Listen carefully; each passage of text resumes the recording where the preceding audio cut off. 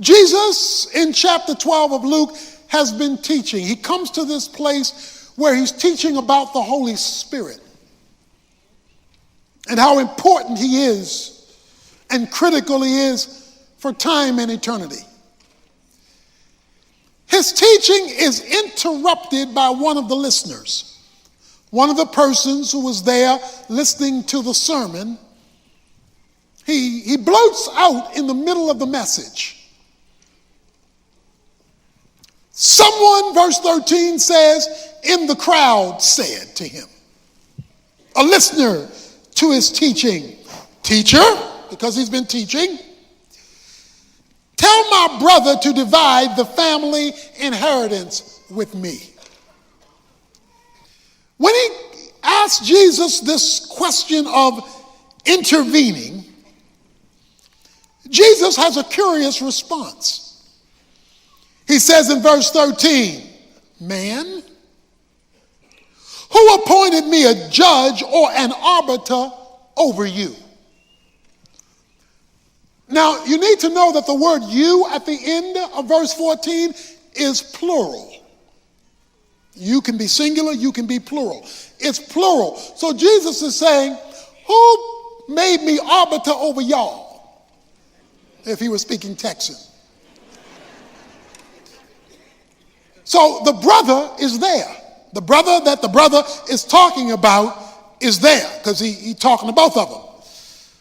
Y'all want me to fix this money problem, this inheritance problem, these possession issues between the two of you. Why does Jesus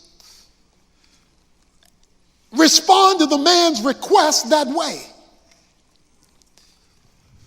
Jesus was speaking about spiritual stuff. The man interrupts it with financial stuff. So Jesus responds by telling him, if you invite me into your family dispute about your will, your daddy's will, then you have to understand that when the teacher, me, gets into your family discussion, I'm not going to limit my answer to merely your earthly dilemma. My answer has got to deal with the root and not mainly the question of the fruit. You asked me about arbitrating the conflict between you and your brother, but there's actually something deeper going on. So I not only want to deal with what you asked, I want to deal with the motive that made you ask me about it. See, that's why a lot of folk don't want Jesus. Because they just want to hang out with the fruit and not get to the root. So Jesus now takes the conversation deeper than the question because he knew the heart that was behind the question. And in taking it deeper, it leads him to verse 15. Then he said to them, "Beware, watch out, and be on guard for every form of greed. For not even when one has an abundance does his life consist of his possessions."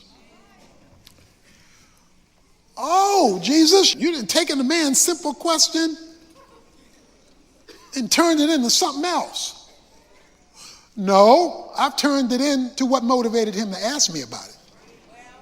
See, because that's a problem with Jesus. He's going to deal with your motives and not just with your information. It's like when you're talking to somebody and you say to them, "Well, what are you really asking me?"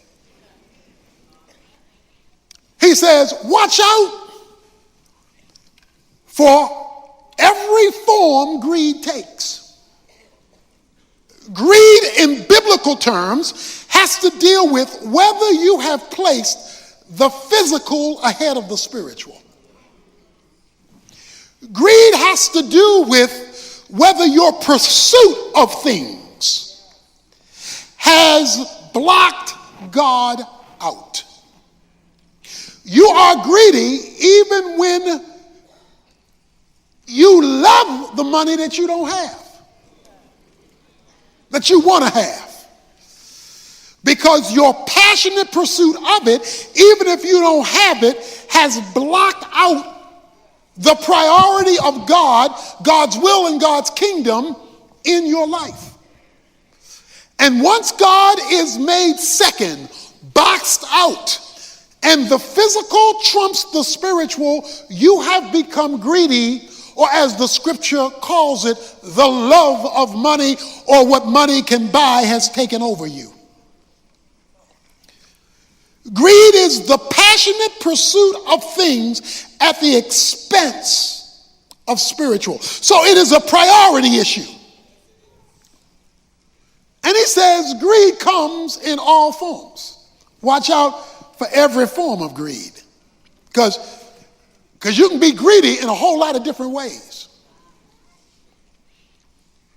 There is religious greed. Religious greed. Where the Bible and God are used to place the physical over the spiritual, even though you sprinkle Jesus' name on it. It's called prosperity theology. God is not against prospering, but a theology that makes God your Santa Claus, that makes God merely your financier, is an unrighteous form of greed. Let me ask you a question.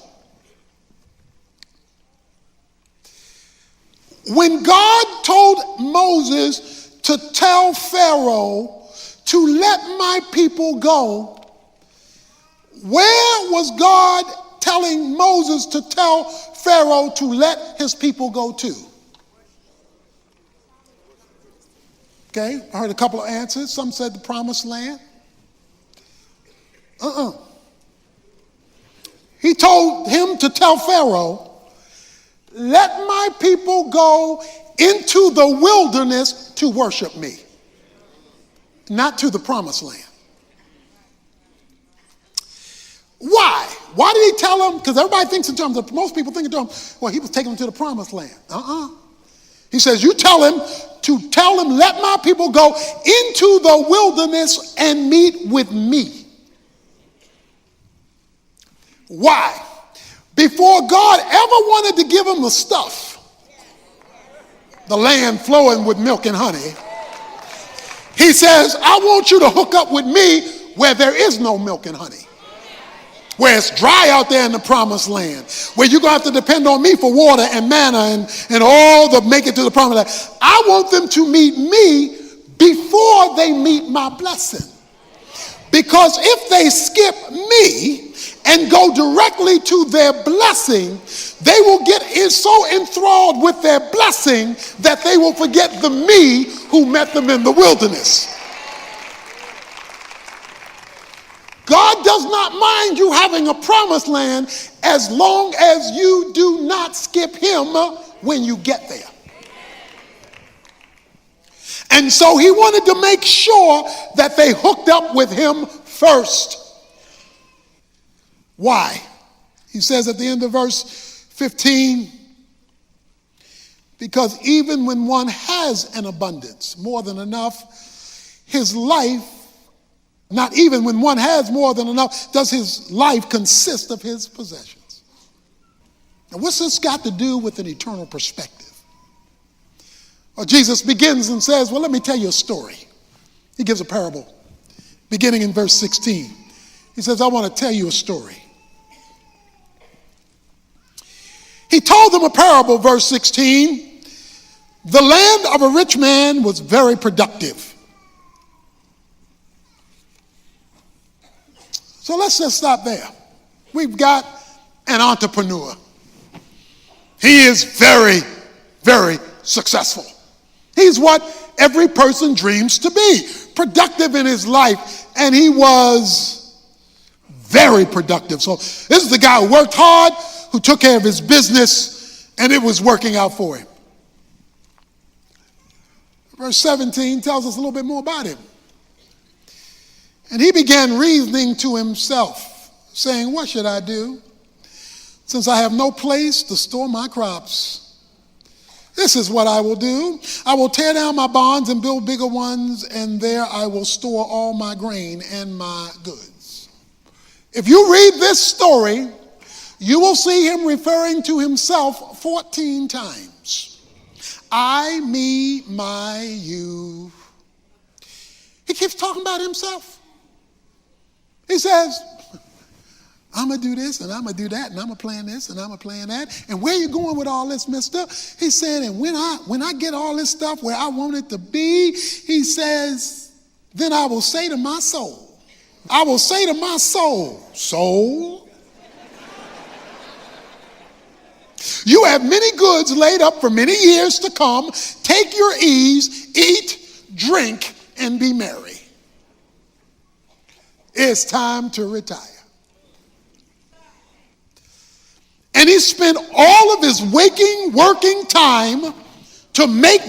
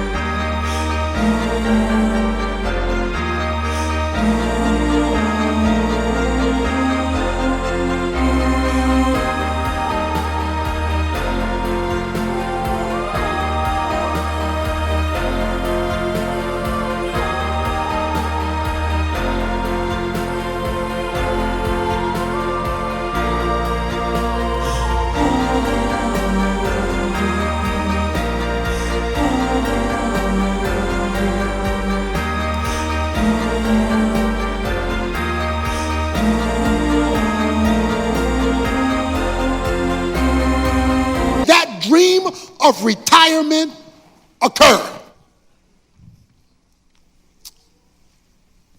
Is that a problem? Is Jesus downing, planning for the future? No. Let me tell you what he's doing. Jesus says, but God said to him, you fool. You fool. You didn't hear me. You fool. What's the problem? This very night your soul is required of you, and now who will own what you have prepared? Here's our problem with our productive entrepreneur. He had a major miscalculation. He was assuming something. He was assuming he was going to get to retire. He was assuming he was going to make it to Social Security. He was assuming eat, drink, and be merry. It was all about his party in time.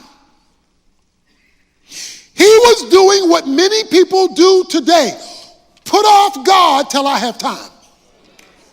Put off God till I don't have to work. Put off ministry to others until I can get around to it. Right now, I got a bill for my future. But he ran into two words. Two words that can reverse for good or for evil any scenario at any time. But God. See, you can't leave those two words out of your equation, because those two words can totally reverse your situation for good or for bad. But God. 1 Timothy chapter 6, verses 6 to 16 talks about those who are rich, those who wanted to be rich, And he says the love of money is the root of all evil. Not money, but the love of it. Why? Because you put it before God.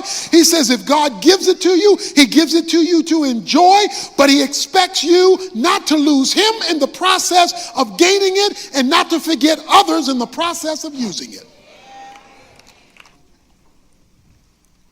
This guy made it. But what he forgot along the way was that everything he was using to make it depended on God. Okay, let's review. He had very productive land, but I don't think he made land. So the very system that he was building his productivity on depended on God creating property. His land was productive, which means he had rain. I don't think he made rain. Well, his productive land depended on sun. He ain't make that. His productivity that depended on land, sun, and rain needed seed. But he didn't make seed in a lab. It came from crops that already existed that had a system built into it to reproduce after its own kind, giving him seeds for more productivity than he started with. And even his own ability to get up in the morning depended on oxygen being present. So his whole reproduction, not only that, but the material he needed to build the barns in order to store the crop depended upon raw material that had already been created. The wood came from trees that God planted. So there is no productivity without God. God does not want you to wait till you make it to include him. He doesn't want to have to wait till you finish school. Wait till you get that job. Wait till you get that promotion. Wait till you get that financial windfall. Wait till. He doesn't want you to wait till. Because he could call your name tonight. And then he says, now what will you do with what you have? Nothing, because you never see a hearse pulling a U-Haul. You do not get to take it with you. What he is not condemning it. He is not saying it's wrong as long as it's legitimate. We've got some business folk here or business folk wannabe.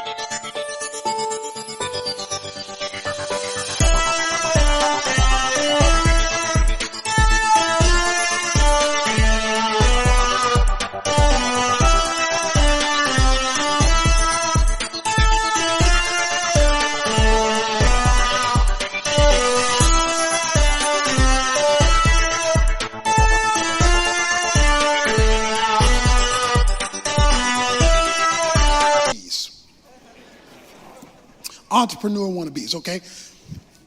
So God has a special passage for you. It's in James chapter 4, verses 13 and 16. He says, you businessmen, you say we're going to this city and that city to cut a deal and make a profit. That's what you say. That's what you say. He says, but what you ought to say is if it's the Lord's will, we're going to go to this city and that city and make a profit. because you leave God out of even the planning of cutting the deal, you're on your own. Okay, so God, what's your point? What you want? What do you want us to get out of this from an eternal perspective? He tells you in his closing verse 21, so is the man who stores up treasure for himself and is not rich toward God. There it is. He says, here's my point. He's talking to the man who wants Jesus to arbitrate between him and his brother. He says, you want to be rich for you, and there is no divine consideration in anything you are planning. You are planning this independently of God, because I want to get to the root. The more aware you are of your mortality, the more you live with different priorities. When our desire for stuff disconnects us from God, guess what he's saying? You're going to miss life. Rich in life can make you poor with God. Not because rich is wrong, but because misplacing God is wrong. Jesus is saying, mister, don't be a fool. Don't be a fool. Yes, plan. Yes, maximize what God gives you, but not at the expense of God. At whatever level God gives it. I like you sit down and you watch TV, and they got commercials about medicines designed to make you better. To heal your sickness, to heal your hurts and your pains. And they advertise these medicines because they are there to give you a better life, to help you feel better. But then comes the warning. Some commercials spend more time on the warning than the description of the benefit of the medicine. There is one commercial that says this medication will help you sleep. Beware, it may give you suicide thoughts.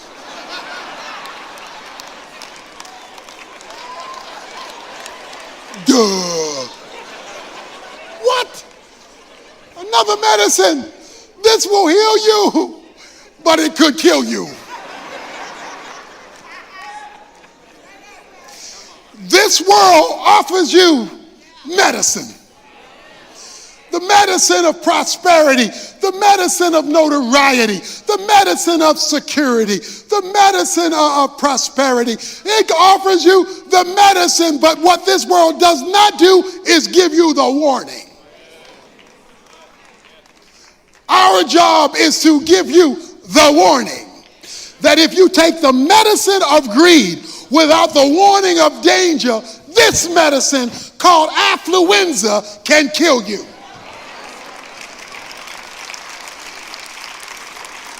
So don't leave God out if you want to have life and not just want to exist. Because a person's life does not consist of the things that he